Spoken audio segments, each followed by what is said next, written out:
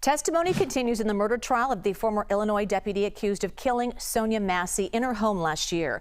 Sean Grayson took the stand in his own defense this morning, and he recalled the night of the shooting, stating he believed Massey was threatening to throw a pot of boiling water on him. So prosecutors asked Grayson about his account of the shooting, which was written several days after Massey was killed.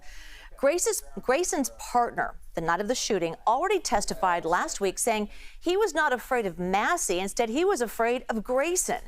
Grayson faces a maximum of life in prison for 3 counts of first-degree murder. Anna Schecter, senior coordinating producer with CBS News Crime and Public Safety Unit, joining us live now. Anna, how shocking was it that Grayson actually took the stand? Well, I was really surprised this morning. We thought maybe he might, just to give his state of mind, but then boom, 9:05 a.m. he sat in that chair, and we were all, who have been following this case so closely, just really shocked. Wow, Sean Grayson himself is on the stand right now testifying after all of these witnesses have been explaining that Sonya Massey was actually not a threat. So this was a very big moment for those of us who have been following this case now for more than a year. So Grayson said he used his gun rather than a taser because it would have been ineffective during the incident. So a use of force expert also testified that Grayson's decision was justified. So talk about that part of the testimony.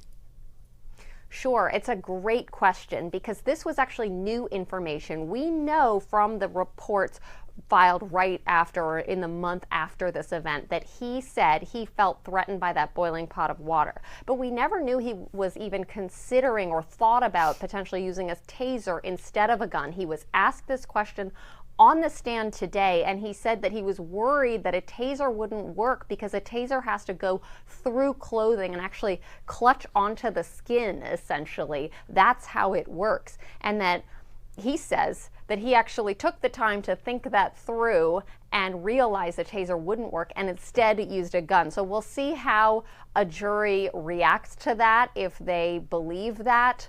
But that jumped out at me today because I've never seen any discussion of a taser being used. But yes, you're absolutely right that the defense did call a use of force expert to the stand who said that Grayson was acting in self-defense and de-escalating the situation by firing that firearm because of that pot of boiling water. That was his take, and the defense is leaning heavily into that. That is essentially their entire defense.